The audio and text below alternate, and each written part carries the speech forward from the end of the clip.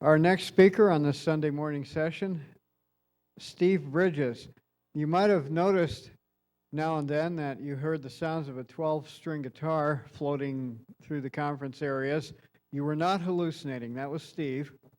And he was graciously providing some random music, which I think really has enhanced the conference. He's from Maryland, currently living in Spotsylvania, Virginia, Civil War country, as he puts it. He is related to Jim Bridger, the famous explorer.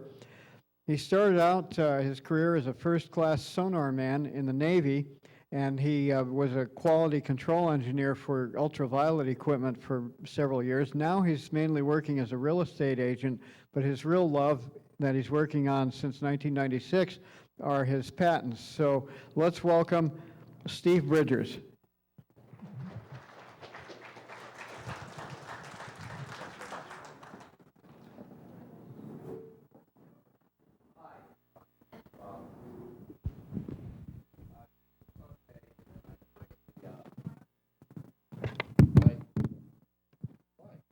Well, use this one for now.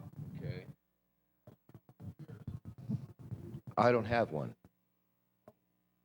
No, sir. That's all right. Good morning, everyone. I'm Steve Bridgers, and it's Sunday, and they're having some services next door. So I'd just like to start off with just a brief recitation of the 23rd Psalm. It's non-denominational. So the Lord is my shepherd, I shall not want. He maketh me to lie down in the green pastures. He leadeth me beside the still waters, and he restoreth my soul. He leadeth me in the paths of righteousness for his name's sake. And yea, though I walk through the valley of the shadow of death, I shall fear no evil, for thou art with me. Thy rod and thy staff, they comfort me. Thou preparest a table before me in the presence of mine enemies. Thou anointest my head with oil, my cup runneth over. Surely goodness and mercy will follow me all the days of my life, and I will dwell in the house of the Lord forever. Amen. My name's Steve Bridgers. I'm an inventor. I'm with Bridgers LLC. I have a U.S. patent. The patent number is US 6869246. My home phone number is 540-972-1953. That number again, 540-972-1953. You can call me anytime. If I'm not in, please leave a message. I will call you back, I promise. My email is metatronx1, and that's METATRONX, the number 1, at yahoo.com. We have 3 websites. The first website's put together by my friend Don Julian in Cleveland, Ohio, and that is www.y-pod, as in peas in a pod.com. And I call my invention the Inca because that's the title of the patent internodal connector architecture. Don took figure 1, which is kind of like this, and turned it upside down like that, and he calls it a Y-pod because people have iPods and it's a marketing thing. But the Y-pod and the Inca, they're the same. We have another website where we're selling these model kits. We don't have very many of them, but you get them, and if you buy what we have left, we'll go get some more. That website is www.amodelkit.com, all one string. We have a third website that my young protege, Matthew Rissler, put together, and that is http://Incanauts, like Inca, N-A-U-T-S, Incanauts.20m.com. And they're all different approaches towards the same invention, and I'd encourage you and ask you to just check them all out. I hope you enjoy them. As Mike said, I'm a former U.S. Navy first-class sonar technician, and I'm still a member of the Individual Ready Reserve, which means that they could call me up anytime that they want. My team members are Ralph Maunder, who has the model kits for sale. Colonel Jose Negron, U.S. Air Force retired, one of our nation's primary B-2 bombardiers before he retired. He was also the White House liaison for the Defense Advanced Research Project Agency, or DARPA. And Jose sponsored my trip out here, in addition to Terry and Steve. And Matthew Rissler, who is an Eagle Scout and put together the presentation I'll be going over with you this morning. I'm very grateful to be here today. I don't know how Steve and Terry found me or why they selected me to be here today, but I am honored to be here. I have been working Mike said, I have been working on this since 1996. I have been to all kinds of government and state-sponsored inventor conferences, and this is the first one where I've ever actually got to meet people and share their ideas and mine without a bunch of, I don't know, muck. This is just very open, very special. I've learned a lot in the few days that I've been here, and I've made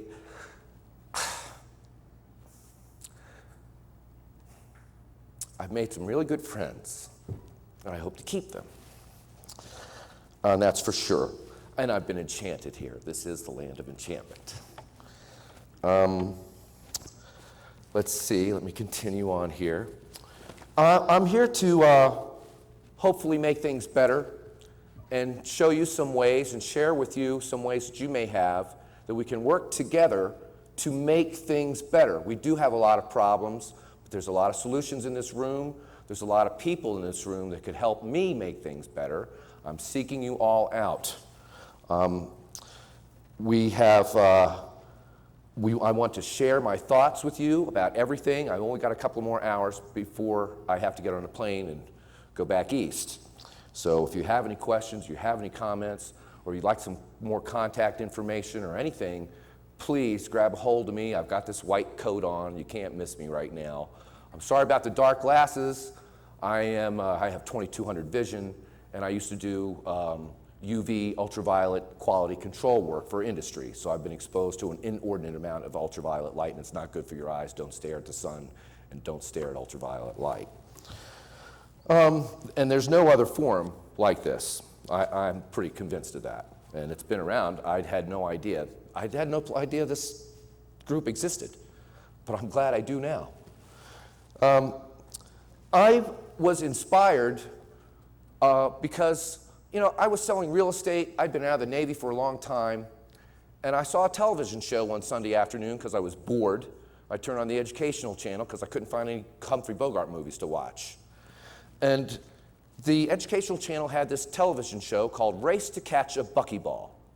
It was about how Dr. Richard Smalley and his team at Rice University found out how to synthesize a new third form of carbon called fullerene in a laboratory using ordinary graphite, liquid benzene, and a hot plate.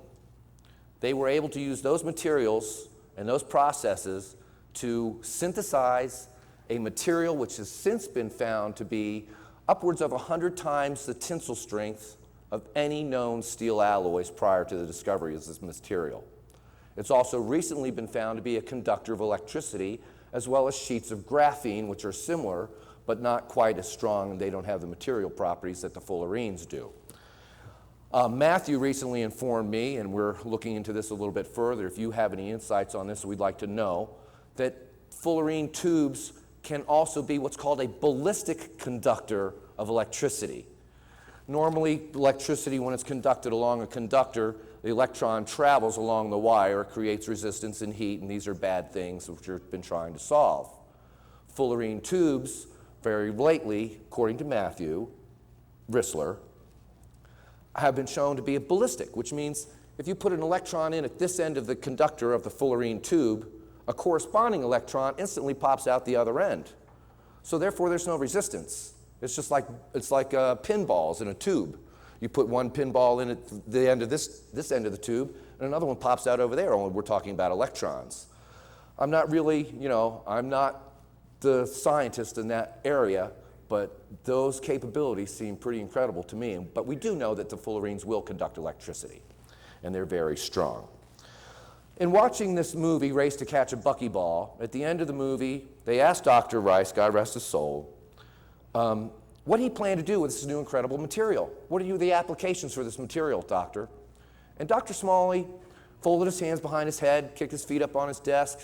He said, you know, we've done a lot of work to get where we are, and we're going to leave those questions for other people to solve. We're going to leave it for other researchers to come up with what this incredible material might mean to humanity. I talked to Arthur C. Clarke very briefly in Sri Lanka a couple of years back before he died about this. And in his last book, Arthur C. Clarke and Richard Smalley had begun a conversation. And they both came to the conclusion that this form of carbon, fullerene, or buckyballs, or bucky tubes, or bucky springs, they believed must be the most strong and incredible material available in the universe.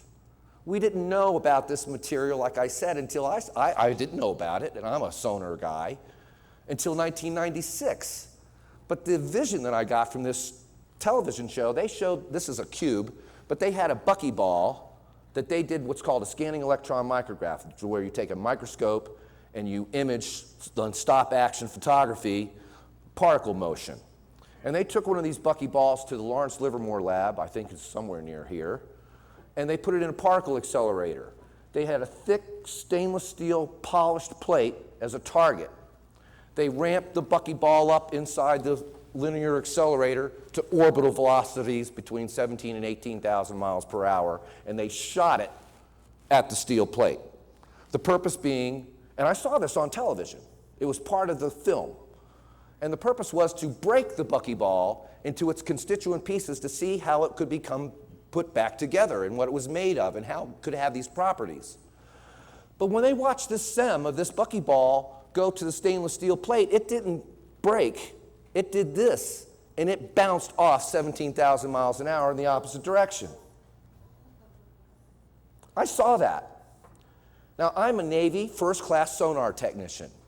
My claim to fame, and the only one that I have up to maybe this weekend, playing guitar, is that in October of 1983, I found one of, if not the last, hot ballistic Soviet missile submarine of the Cold War. I went under my watch, they were asleep, I woke them up, they told me I was, being a pinhead, and to go find it myself, so I did. It took 10 minutes. I used basic A-school procedures. I went back to my basic training and I found that submarine. Now, with that kind of training and that kind of experience, 20 years later, I'm watching this thing bounce off a steel plate at orbital velocities, and I'm going, whoa, what is this? And I watched Dr. Smalley, God rest his soul, fold his hands up, put his feet up on his desk, and I'm a Navy guy, and he said, well, let somebody else figure out what it's good for. He said, you know what? I said to myself, I'm going to go read all I can. I'm going to get everything I know about carbon. I'm going to look in the encyclopedias, whatever literature, whatever magazines, and I started reading, okay? And I tried to build models, because at the end of the show, while Dr. Smalley was saying, we'll let you figure it out, they showed a model of a fullerene that he had on his desk. But that model was made out of sticks and balls, and it was rigid. It was a static model of a fullerene. It's a beautiful, it looks like a soccer ball cage. And it was in color, black and white and red. And I looked at that model because I got a copy of that tape. I called Nova and I got a copy of the tape, which has since been lost. And by the way, when I ran it on my TV set, the SEM of the buckyball bouncing off the steel plate was edited out. After I lost my partner lost the tape. We don't know what happened to it. Okay, I went to order another one. It was out of print. The only edition that they knew of when I called Nova to, well, where is it? Where can I get this information? I want it. They said, well, the only copy that we know of that exists is at the Jet Propulsion Laboratory in Pasadena, and you can't have it. So if you can get a copy of Race to Catch a Buckyball in any form, with or without the SEM, please call me. I need it, okay? But this is incredible stuff. And I'm looking at this guy's model, and it's this rigid sphere, and it's beautiful, and I'm watching this tape over and over again, trying to figure it out. And the model was rigid. I said, you know, that guy will never find an application for this material because his model is wrong. If your model is wrong, you're going to have some problems. You may get close to the answer, but you're not going to get the right answer. I said, you know, they need a better model. So I set out, because I like to model in my spare time. I build model airplanes and stuff like that to keep myself occupied sometimes. And I set out to build a model of a buckyball using toothpicks, because toothpicks are all the same length, just like the bonds are in carbon. And I tried to get it to be a flexible model. So I would stick the toothpicks into the proper geometry, the three-way thing here, okay? And I would stick the toothpicks into things like gumdrops, jelly beans, okay? You know those little gum balls that fall off of gum trees? They're brown little things that kill you if you roll on them, and they got all these spikes sticking out of them. They have a really natural geometry that's really cool, and it just so happens if you get those big square toothpicks and jam them into the gum balls, they will hold them, and they'll grasp them.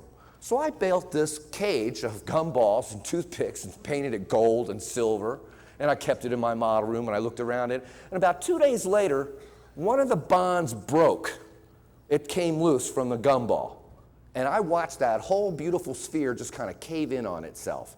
Because just by breaking that one bond, all the rest of the material and all the rest of the buckyballs and toothpicks were just too much weight for the rest of the frame to hold, and it just collapsed in on itself. So I tried to find some other thing, because the gumballs didn't work, the gummy bears didn't work, the gumdrops didn't work, right? None of the gummy things that I could come up with, rubber cement, wasn't working. And I went back to my Navy training, which said, look, if you do this and you do that and this, that, and the other thing, and you still can't fix it, get a roll of duct tape. But it's a last resort. I don't recommend that you repair your automobile engine with duct tape, but you can do it. But if you don't have to, don't. But I did. So now I've got this ugly model. Okay, I call it the ugly model. I might have some pictures of it. It's gone. I wish I still had it. Of toothpicks and duct tape. And I'm carting around. I thought this thing was so cool because it actually morphed. Now that it had the duct tape in it, the gumball, the buckyball that I built, the model, the toothpick thing, would actually change shape just like the real stuff does. So I was on my way to a better model, and I just kind of hung it up in the ceiling. And it took on a teardrop shape because of the weight of the frame. And I just kind of hung it in the corner, and it sat up there in the corner for 2 or 3 months, and I would go into my little lab, my little model room, and I would read about fullerenes in my spare time when I wasn't building models or looking at my toothpick model hanging in the corner. And one day I was reading the book, and for the 4th or 5th time in the literature about buckyballs, I read that the problem with the material is no one has been able to figure out how to build anything with it. And I looked up at the molecule model, and I said, what is common about this model? What is the least common denominator of the model? And it was, I'm getting better. It was this joint right here, okay? It's 3 toothpicks coming into a wad of duct tape. Okay? I said, if I had a model, okay, that the arms would bend just a little bit, I could make both the bond angles for a pentagon and a hexagon, which is the geometry of a buckyball. At that time, there were no flexible models like this. They were all rigid. In fact, today in colleges and universities, and I'll show you a slide later on of a DNA model, the models are static. They don't bend.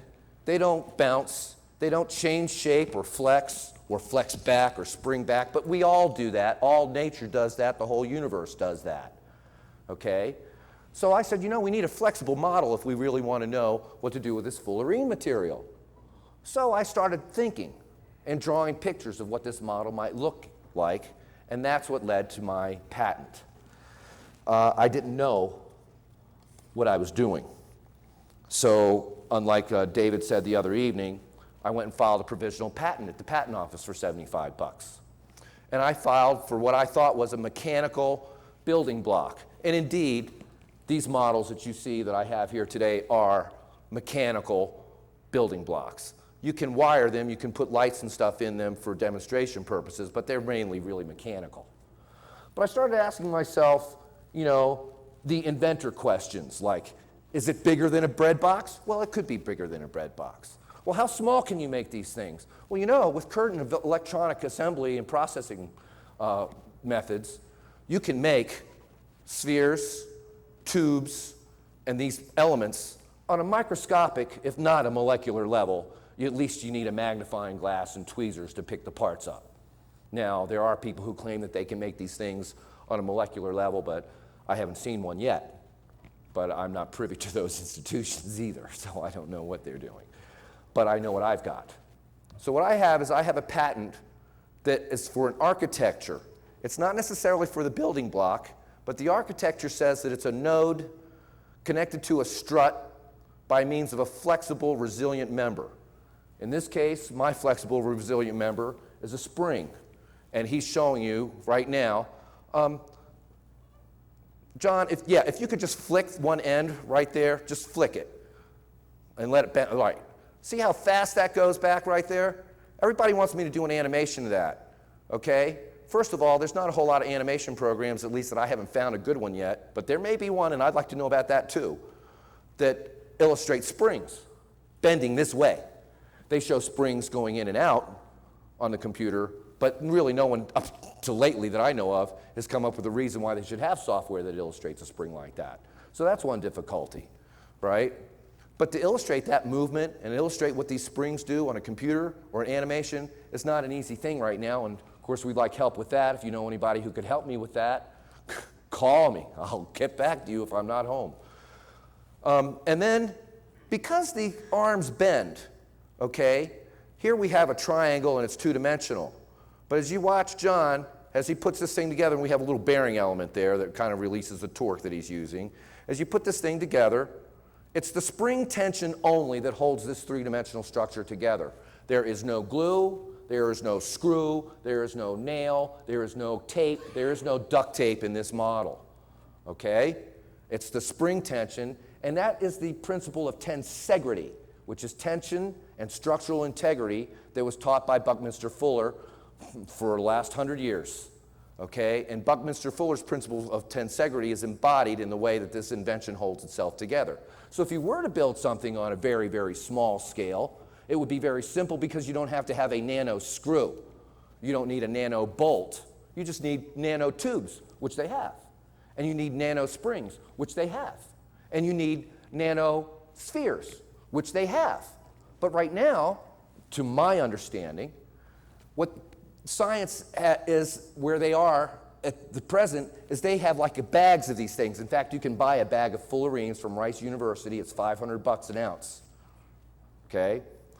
But what they do is it's like taking a box of Tinker Toys and throwing them on the floor, all right, and examining them, right? There's no order or pattern, okay? And they need that. They need an architecture. They need a design on how to put these elements together if they're going to realize any practical applications of this material, this carbon that I talked about. So that's one of the benefits of the model, and we're indeed right now negotiating with through my Eagle Scout and Harrisburg University to try to set up a carbon lab there where hopefully they will use these models to teach kids not only about carbon fullerene research, but also about geometry and the math associated with a helix and a sphere and a tube. Okay, these kinds of math are kind of lost on our young people today, but they're going to need to know it if they're going to get through some of the events that people are concerned about. So this is the model. I have a cube here. The tetrahedron is kind of interesting because of all the models of the platonic solids, and you can build models of any of the 5 platonic solids with identical piece parts using this system. There is no other system that can do that.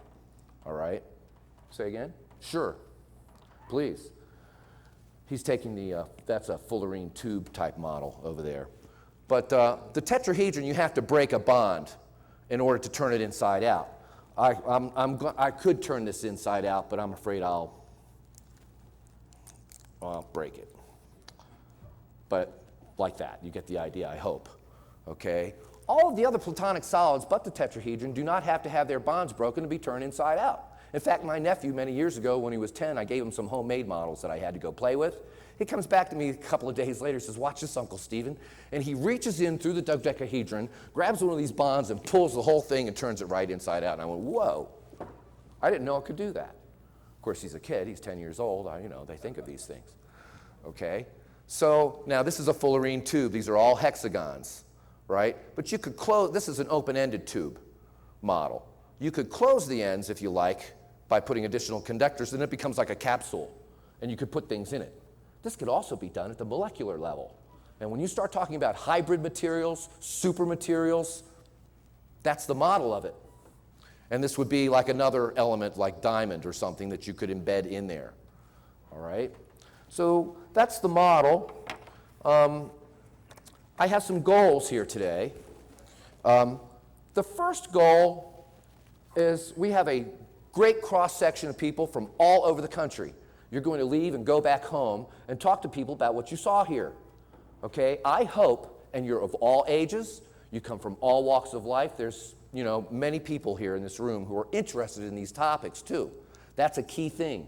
And without you being here, that's the best part of this whole conference, because you're going to take what you learn and what you see and what you hear here, and you're going to go spread and talk to other people in your homes and in your schools and in your colleges and universities about what you saw and the possibilities that you may come up with on your own. This is a new way of looking at things, and you're going to see things in your life, I hope, differently, better. It doesn't mean that your whole world is going to change. Everything that you know is still the same. But now you have a new, other alternative way to look at things.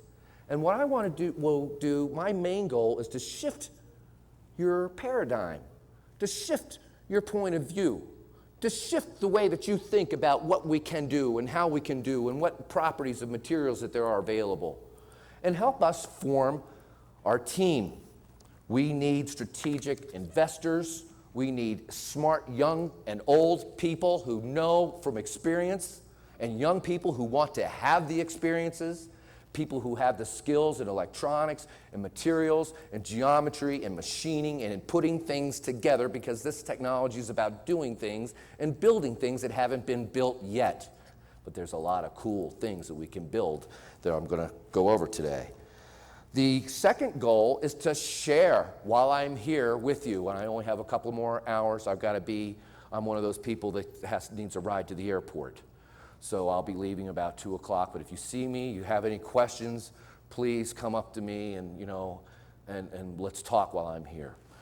And I'm seeking investors of all kinds, participants of all kinds. If you think that you have a role or there's a role that you would like to play, please let me know. We'll see if we can't fit you into our small and growing team, because we're not about excluding people, we're about including, and sharing. I'm about a patent. I think if you have a technology that you have not patented, I encourage you to investigate the patent process, because it is about sharing what you know. If you don't share it and you don't publish it, no matter whether you're afraid of people stealing your ideas or whatever, if you don't share it, not only will your idea not get stolen, it will be unknown. So I encourage you to follow that path. Again, we want to build our team, and I want to demo the models. So if I have, the time and I'm still here, you come up, please take a look at the models, touch them, feel them. They are different. They do have a different sense of touch. In fact, they mimic skin. Watch this. There's no other model. This is Matthew's illustration. Matthew put these together of a buckyball. This is a carbon-60 buckyball, which was the first known form of this carbon. We don't have the springs in here, but this is the architecture that we're mimicking and that we're modeling. But our model will scrunch up. It will fold up, okay? This is a newly discovered buckyball form in the last several years. That's carbon-240. There are 240 molecules of carbon that make up this perfect sphere. It's a beautiful structure. And these structures, this is what they bounced off the steel plate at 17,000 miles an hour, okay? And they were unaffected, by the way. They didn't move. Now, they've also discovered in the last 5 years some interesting properties about these tubes. This is called the armchair lattice. It's still a carbon bucky tube, And you can see the lattice, the hexagons are lined up this way in this tube. Now we have a zigzag. You see it kind of zigzags through here. They like rotated the hexagons through there. You see that? That changes the electrical properties. This is a non-conductive carbon tube. This is an electrically conductive tube because the electrons go smoother through here than they do through here. So they move faster through this lattice than they do there. This one kind of curves. See like a little curve there? And you can increase or decrease that curve by the way that you arrange these hexagons in the tube. And by doing that, you change the conductive properties of the tube. So this would be a conductor. This would be a very good conductor. This is a semiconductor. But we haven't changed the material. It's all carbon. Okay, there's no indium or gallium arsenide or anything like that in this lattice, but it will conduct electricity in a semiconductor fashion because of the spiral, the vortice of it. While changing the geometry from arc-chair to zigzag may not affect the mechanics of the tubes or the strength of the properties a great deal, it does make large differences in the electroconductivity of carbon nanotubes. If a tube has a Chiral geometry, it will stand straight, but when you push it, it kind of scrunches up very nicely, like an accordion, and it kind of does this kind of rotating motion. And then when you release the tension, it springs back open very nicely. And that's an interesting property. Now, this is our carbon nanobud. This is head and shoulders above the rest. Now, because the architecture of the Inca builds any platonic solid, tetrahedrons, cubes, dodecahedrons, dodecahedrons, icosahedrons, it also will build a torus. We've had some very interesting discussions in the last couple of days about toroidal geometry, toroidal generators, toroidal, you name it. Well, this is our model of a toroid.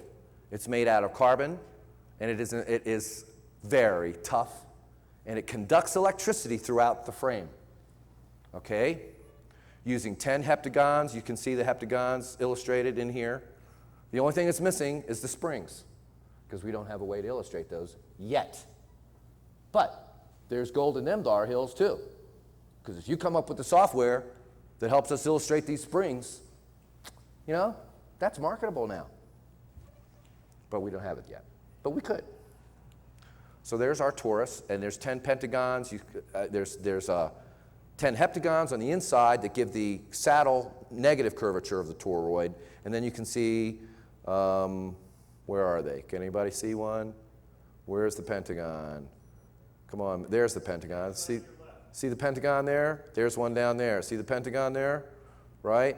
Those pentagons give the positive curvature, right? And by building that, it took Matthew several days and several attempts to illustrate this torus. But he's an Eagle Scout. They do stuff like that. Matthew also illustrated this. This is a theoretical carbon shock absorbing structure. These are graphene sheets, which also conduct electricity and are very strong, that are connected with one another. There's sheet 1, 2, 3, 4, and you can see they're connected by structures that we're modeling over here that would be graphene or fullerene tubes. These are carbon nanotube pieces. This is a Y piece part, 1, 2, 3. This is a tetrahedral piece part that also can be conducted using the Inca architecture. And they also, if they're made of carbon, they will conduct electricity. But if they're made of plastic, they're going to still have some very wonderful structural properties. And remember, no matter what the material that these structures are made of, they're still hollow inside. We can put anything we want. We can run water through these tubes. We can run electrical wires through these tubes, in one and out the other. And therefore, we have a means to discreetly control the movement of these frames. Well, come on. But I can't control the movement of this switch. What do I do? I hit the right button. Please. Yeah, all right. Why don't you, can you just, I'm really a Luddite. Pardon while we, excuse us for a moment while we're experiencing technical difficulties. We're going to replace the battery. In the meantime, these structures, each one of these little nodes that you see here, they represent a buckyball. So these are not nano, but they're very small. They're molecular. If you might be able to see them maybe with a magnifying glass if you squint. Okay? This is a Y piece part with C240 molecules. So each one of these is one of those great big buckyballs that we saw in one of the previous slides. And this one here works. Thank you, sir. Ladies and gentlemen, the technical difficulties are over. This is a tetrahedral piece part. Again, you see the other one on the other side back in there, like the previous slide. And these are made with carbon 540s, does it say? Whew. Wow, fascinating. And you can see, you can kind of visually see the shock absorption that such structures might entail. You know, these things, talk about earthquake proof, these are proof. You know where they're found also? In the cores of stars. They're byproducts of stellar fusion, so they must be pretty tough. This is a dodecahedron built from carbon nanotube Ys. You see that there? These are all pentagonal types of geometries. This is tetrahedral pieces, as illustrated in the prior slides, used to build a Lonsdaleite crystal structure. Lonsdaleite is a form of carbon that was discovered, Matthew found out about it, I think in the 40s or the 50s, by Lonsdale. And I think it was a Miss Lonsdale who discovered this material where a lightning had struck a tree. If you know about lightning, lightning is very, very powerful. Nikola Tesla studied lightning. They found this material where lightning had struck the earth. Very interesting. This particular structure of Lonsdaleite has been calculated to have a Young's modulus, which is a measure of tensile strength or the strength of materials.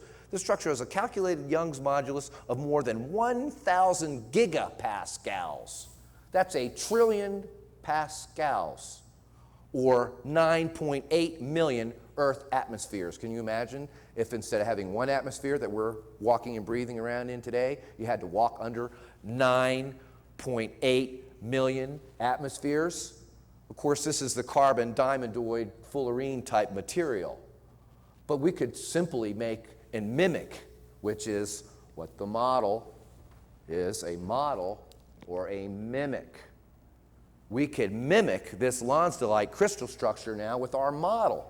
And we could make it out of plastic, which is cheap compared to $500 an ounce for fullerenes. But if you made such a structure and created such a structure using the model out of plastic, it might not have a trillion pascals for Young's modulus or 9.8 million atmospheres. It just might have the strength to withstand a couple of 100,000 atmospheres, or maybe 10,000, or maybe even 1,000, or 100 atmospheres. But you know, 100 atmospheres is a lot of pressure for plastic. But it's the structure, it's the geometry that we can now employ with the new model that I've demonstrated and patented for you here today to do that.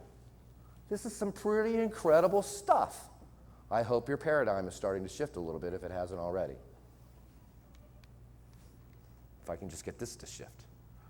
I speed shift my car, no clutch. Well, I'm trying to save the clutch. Geometry is built using pictures from an elementary teacher's math book. Eagle Scout couldn't find the images anywhere but in the elementary school level textbook. Not in the college books, not in the Encyclopedia Britannica, but in an elementary school teacher's math book. These are pictures and images, every one of these images here, and you can see how varied and complex or non-complex they are. Every one of these can be built using the Inca Y-pod morphing architectural building blocks. And you can make the building blocks. The patent doesn't specify that they have to be made out of carbon or plastic. They can be made out of any material. So you could have a tube, if you will, that's made out of carbon, and another tube of gold, and another one of, you can mix and match the materials in your framework. And if you know anything about metallurgy, you start mixing metals together into a connected structure, they start taking on kind of electrical and different kinds of rusting, and you know, they do funny things when you mix metals together, especially pure metals. Okay? So those are some very fascinating structures. Oops, too soon. Well, going back, going forward. All right, I'm getting the hang of it, folks, really. One day I'll be an expert. Sir, it's not working. I am a Luddite. Can you do that again? Here are the patent illustrations. These are the drawings I used for the patent. This is the, it should be turned the other way around. I mean, well, there's the Y-pod. Okay, you can see I illustrated one spring being extended, the other spring is being compressed, and this is interesting. These are phantom lines over here. This is the spring being bent out of its default position along that axis. This is a cube, okay? This illustrates where the springs are compressed, and there's a little bearing in here, so this thing can spin around on the bearing, right? And it can also telescope in and out on the bearing rod, all right? So this one has its springs compressed, and there's a little rotation kind of drawing thing there. And then this shows the springs in their normal default position, so it's expanded a little bit from this version. And this one, see here, if you can see, I don't know, it kind of shows it telescoping in and out along this axle here. And then this one, the springs have been extended, and there's the little telescoping element sticking out there that we use to connect the connectors with. All right, here's a sheet, and you see I've identified that this node is an A node, this is a B node, this is a C node, this is an A node. And there are little wires that we've illustrated going throughout the framework or the webbing. And those wires, of course, would be attached to your laptop computer, and they would address either the A or B or the C nodes or their springs, because if the springs are made out of what's called electroactive polymers, which are plastics that respond to electrical activity, they can be programmed to bend in a predetermined manner. So we'd be able to take a flat sheet of these connectors of ours made out of plastics and electroactive plastics, and we'd be able to run fiber optics from our computer into this array to address the various and discrete, distinct elements within the node, which include the nodes. We can address the nodes with the computer. We can talk to them. We can address the springs. The springs can be charged electrically if they're gold or electroactive materials, and they can also be, the polarity can be reversed. So if it's one way, polarized one way, it's a 1. If you switch the polarity, it becomes a 0. Now you have a computing matrix that can change shape. And if we embed color-changing elements like diodes, we can get this array here to change shape and change color in a predictable fashion by a computer that runs it. What's the current rate of computers? How fast do they run now, John? Your home computer. Commercially available, 4.6 gig, which means 4.6 billion bits of information. Turn this way, turn left, turn on, turn off, per second. That would be a pretty incredible thing that we would like to see and we would like to develop. But of course, that's another reason why we're here. We're going to need a lot of help, okay, and a lot of interest to develop this to the point where it will change shape and control by remote control from your computer. And if you can do it with a laptop computer, today we have Wi-Fi, you can do it by radio. You could have this array on the floor here, like to see this carpet, see the geometry of the carpet where you're sitting, okay? We could take that geometry of the carpet, and if it was embedded with Inca nodes and Inca architecture, we could signal this carpet from China to rise up off the floor and take shape. And if it takes the shape of a wing, I'm not kidding, we can get the wing to morph. This is a morphing architecture. And if the carpet starts doing this, you have a flying carpet. Now, I don't have a flying carpet. I didn't come in here on one, and I'm not leaving out of here on one. I got 10 minutes. I'm almost done. Okay? I am almost done. But you know, they're working on it. They are. There's hundreds of millions of dollars being spent with your tax dollars today to come up with a way to do these things, but they don't know what the way is yet. There's a company in San Diego that's being funded by DARPA to look for a cloak of invisibility. I talked to them. They were on TV on another Nova special about 3 years ago. I saw it Saturday evening, prime time. In that TV special, they did animations of soldiers wearing these materials that would become visually invisible. You wouldn't be able to see them in this room if with the lights on. Okay? But they estimate that those materials will be available in 15 to 20 years.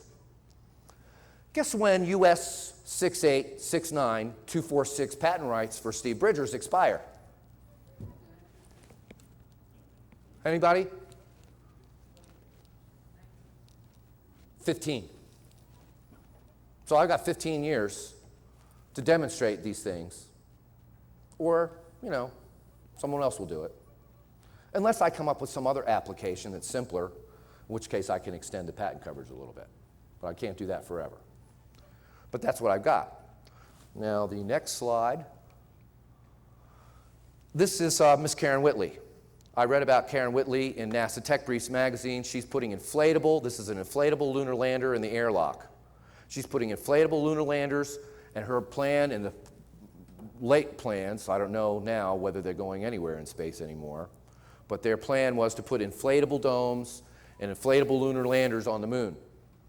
Okay? I called her up.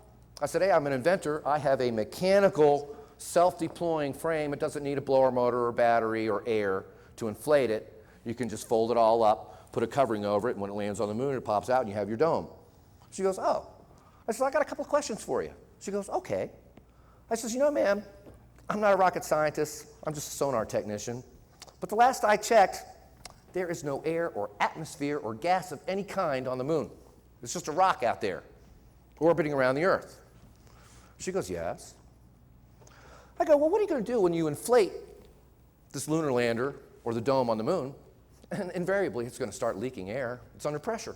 There's no perfect gasket. Even I don't have a perfect gasket. It's going to leak. She goes, yes. I said, what are you going to do? How are you going to reinflate it? There's no air there. There's no atmosphere. She goes, that's a good question. This is NASA. I'm not the rocket scientist. I'm just asking questions. Okay? I don't want to offend anybody. I don't want to threaten anybody's line of work. I just want to share what I know and ask questions. I says, well, what are you going to do? Ship tanks of air from the Earth to the moon every time this thing starts to leak?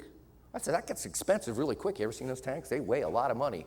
And you know what the cost per pound is to get something into orbit, let alone to the moon? Did I hear that right? Right. It's expensive. She goes, wow, that's a good question. I says, like unto the first question, ma'am. I said, since there's no atmosphere or air on the moon of any kind, it is still, at this very instant, being bombarded by meteors, micrometeors, micrometeors. And these things travel very fast. Some have been clocked at 26,000 miles an hour, right? You take a micrometeor out of iron, I think Buku has some meteors that he's picked up on display out back there, okay? They're heavy and they're sharp and they're going really, really, really fast through space. And if that thing comes flying through this lunar lander or the dome on the moon, it's going to pop. What are you going to do about that? She says, that's a very good question. Because of that phone conversation, I got invited to NASA's Structural Langley Research Center in Langley, Virginia. I went down there with a lawyer in tow, a PowerPoint presentation, my models, and I spent 3 hours with a room full of NASA structural engineers, talking just to them, just like I'm talking to you today. Well, maybe not so well, but talking to them for 3 hours, and Miss Whitley. Then she demonstrated the mock-up. She took me and my little dog Henry, who, God rest him, he's not here with me today. I hope he's okay. She took me and Henry up the ladder, Henry and me, up the ladder, through the airlock, and we're standing inside looking at this little portal here. And she walks up to me and she does one of these things, when somebody puts their finger in their chin like this, they're really thinking. And she says, Mr. Bridgers, she says, you have identified problems that we didn't know we had. There's no air on the moon.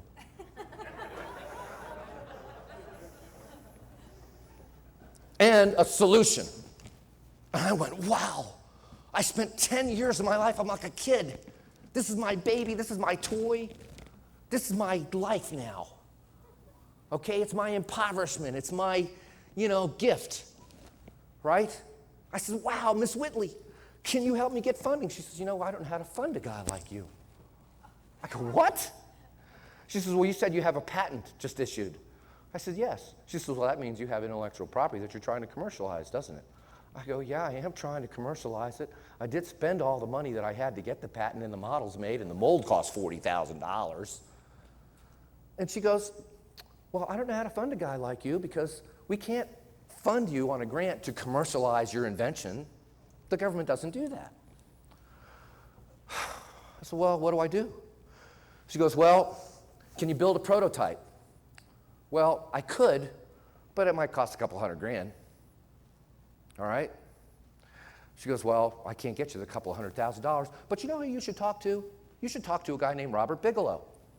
Robert Bigelow used to work for Boeing. He left Boeing, bought some hotels in the Nevada desert, flipped them, made $250 million. He used that money to set up Bigelow Aerospace. Bigelow Aerospace is presently launching inflatable cylinders in orbit on Falcon rockets, Falcon 5, Falcon something like that, right? Okay? They are launching inflatable cylinders into orbit on top of these rockets.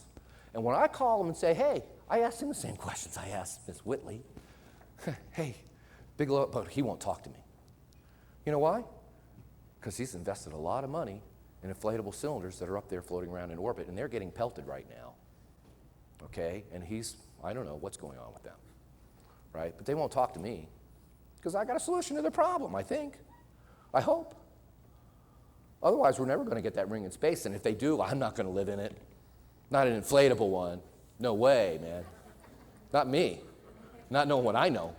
Not the material science that I've described here to you today. They should be making it out of carbon, folding it up, putting it on a rocket, and it pops out like a jack-in-a-box and starts spinning. You got artificial gravity, and it's a framework. But please help me get this idea through to these folks. Just like I, discovered they weren't thinking about there's no air on the moon. There's a lot of people who aren't thinking right now, who ought to be, okay? They're like not conducting tests on oil rigs and we have big spills. They're not watching while they're driving the tugboat. Last week they ran over the wellhead on another one in the Gulf. This morning I saw there's a pipe that broke somewhere and it's spewing oil all over the place. They had a Hurricane Katrina. They were all at the beach. Look. We've got to do this. We've got to do these things. We can't just talk about them and have conferences and write papers. We've got to pick up the phone, talk to each other, put our resources together, put our talents together, and do it. The Wright brothers did it, okay? I can't do much more, but I need help, and I could do more, and we could do more. So in addition to the inflatable structures on the moon, they are now using 8-foot inflatable balloons for satellite communication, okay? That's what this is. This is for communicating with a satellite in orbit, and it inflates. They paint them green. They give them to Navy SEALs and U.S. Marines in Afghanistan, and they go behind enemy lines, and they inflate these things on a mountaintop to talk to satellites up there. Of course, the Taliban with the AK-47 on the mountaintop 1,000 yards away sees that big green balloon pop open, and he goes, ka-pew! So I called the company, because I read about this in NASA Tech Briefs too. I called the owner of the company. I got him on the phone. I say, hey, I'm Steve Bridgers. I'm a little inventor out here. I'm trying to move my technology forward. And I've got a expanding framework that you could put inside your balloon, and when it pops open, you won't have to inflate it. You won't need a blower motor. The Marine won't have to carry a car battery up the mountain, okay? And when the Taliban shoots a hole through it, the frame will keep it up. He'll still be able to talk to the satellite. He goes, well, I know what you're talking about. He says, I worked on collapsible frameworks like that for 20 years. I have 1 minute. I'm almost done, okay? I worked on that for 20 years, and now we're doing inflatables, so we don't want your technology. I says, well, what do you do when they shoot a hole in the thing? He goes, we have a fix for that. I said, well, I'm an engineer. Do you mind telling me what that fix is real quick before I get off the phone with you? Because I'm going to go back and work on it. He says, oh, yeah, it's duct tape. I'm serious. I'm not. How could I make this up? We laugh, but it's not funny because what young Marine, what Navy SEAL, when those things are getting popped tomorrow by the Taliban, whose job is it to take the roll of duct tape and go up on the mountaintop, and it's not one hole, it's 2 or 3. and he's got to find the holes. That's a problem. I told you Colonel Negron's on the team, the DARPA liaison guy. He's in and out of DARPA all the time. I told him about this. He says, yes, Steve, that is a problem. We got to work on that. We got to work on it. Okay, real quick, a couple more slides. Come on, I got 30 seconds. Okay, here's an application. We want to do collapsible structures for disaster relief. They come completely wired with plumbing, and they set themselves up, and they look something like this. Only it doesn't take a week to set this up. It could take maybe an hour, because it sets itself up like a jack-in-the-box, sort of. It kind of blossoms open, okay? But unfortunately, as bad as we need disaster relief domes, there's no money in disaster relief because the people don't have anything. They lost everything in a flood or an earthquake. So this is a difficult hurdle. We need a philanthropist. We need somebody who just loves mankind enough to help us do this, because there's no money in it, really. It's a nonprofit. Matthew, the Eagle Scout, he's setting up a nonprofit as we speak, so we can license the nonprofit to do this, okay? But we need help. That's the Eden Project. These are some other Inca applications. This is your space ring, creates artificial gravity. This is a big geodesic dome that, of course, ours would fold up and light up and pop open. It would look like that. These are giant solar collector arrays or antennas for Earth orbit. They've been trying to come up with this since 1972. They don't have a deployment mechanism that works for this yet. I do. It's real simple. Okay? This is Ralph, my business partner's model of a dome. He's got some squares and pentagons and hexagons, and we cover it with cellophane just to illustrate. But we fold this up and put this in a cigar box, and you pop the latch, and the thing sets itself up. We're that far. Come on, I got 10 seconds. All right, here's some other thing. We have the world's first artificial lung. See the little Inca Y connectors coming in here, and they scale down and scale down. It's a lung. It'll breathe. There's no artificial lung now, but we need them. There's people who'd love to have an artificial lung right now. There's a lot of smokers. Artificial heart, I'm going. There's a stent, okay? Our stent would have the medicines in there. We went to Johnson & Johnson several years ago, so we got a better stent. They said, you know what? We have the only stent. We don't need your stent. It might be better, but good luck. Right. Artificial limbs, nanorobots, we got all that. Here is the complex DNA models. Here's A, B, and Z DNA. Matthew is a good researcher. See all the little Y-pod connectors? This is the model that they use now in laboratories, but they're static. They're rigid. They don't bend, they don't stretch, they don't twist, they don't flex, but real DNA does. So if you're looking for a new DNA thing and you have a better model, your chances of success are greatly improved. We need to get these models out, right? But we would need to produce the models that I now have in the hundreds in the order of thousands. But we have the mold, we have the engineering drawings, we have the capability and the technical know-how to make a dynamic DNA model that twists and bends and changes shape and color, just like real DNA does. And last,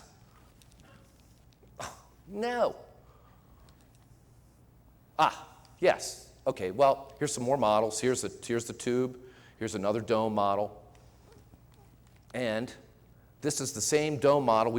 Matthew embedded LEDs in here. You might be able to see them kind of lighting up in there. And he flattened it, and then he folded it all up. Okay? Everybody got that, right? One more. Here's some tetrahedron models. Blink, blink. Come on, John.